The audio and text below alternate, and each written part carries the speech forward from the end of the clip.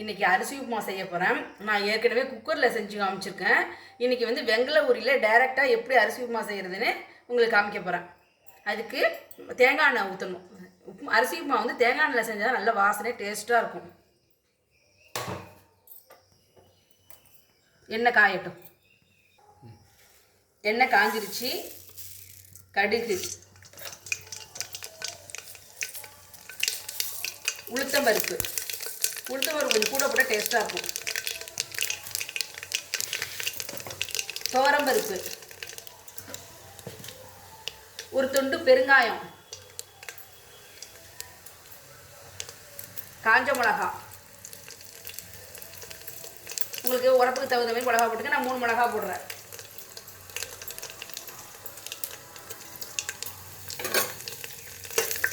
எல்லாத்தையும் நல்லா வதக்கிக்கணும்.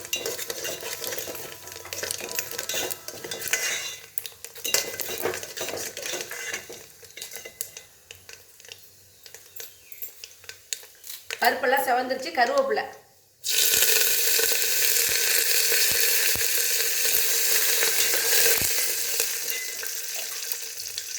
பொடி பொடியாக அரிஞ்சிருச்சு. வெங்காயம்,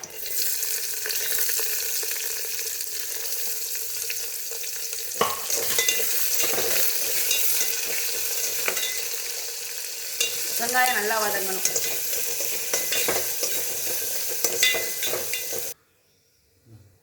பச்சரிசியை களைஞ்சி காய போட்டு இந்தமாரி அரிசி ரவையாக இந்தமாரி பொடி பொடியாக உடச்சி வச்சுருக்கேன். இதான் நம்ம அரிசி உப்புமாவுக்கு நல்லாயிருக்கும் டேஸ்ட்டாக. வெங்காயம் நல்லா வதங்கிருச்சு. 1 டம்ளர் அரிசி ரவை எடுத்திருக்கேன். அதுக்கு 1க்கு 2.5 தண்ணி ஊற்றணும்.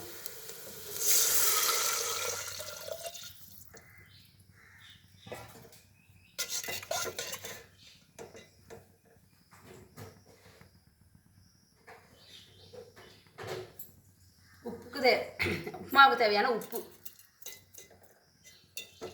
நல்லா கொதிக்கட்டும். கொதி வந்துச்சு. இப்போ தேங்காவை போடணும்.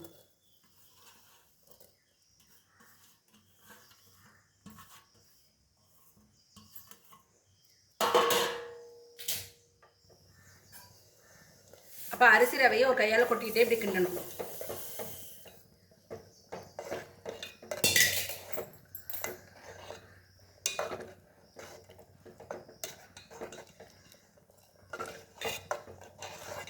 இந்த நேரத்தில் உப்பு கரெக்டாக இருக்கான்னு செக் பண்ணிக்கோங்க.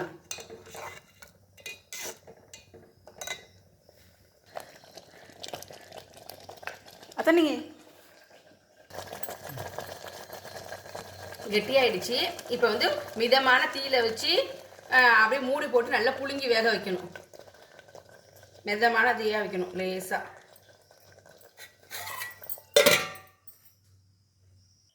இப்போ திறந்து பார்ப்போம்.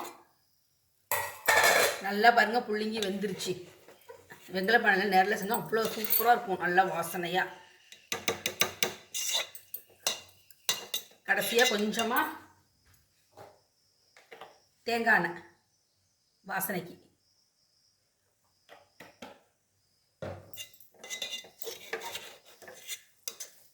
அப்படியே கிண்டி அரிசி உப்புமாவோட தேங்காய் துவையல், தேங்காய் சட்னி தொட்டு சாப்பிட்டோம்னா அவ்வளோ அருமையாக இருக்கும். பாருங்கள் எவ்வளோ அருமையாக வந்து பாருங்கம்மா, நல்லா போல போலன்னு.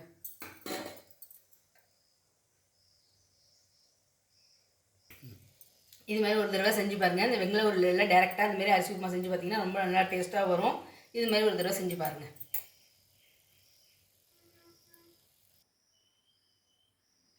அரிசி உப்புமாவும் தேங்காய் சட்னியும் ரெடி.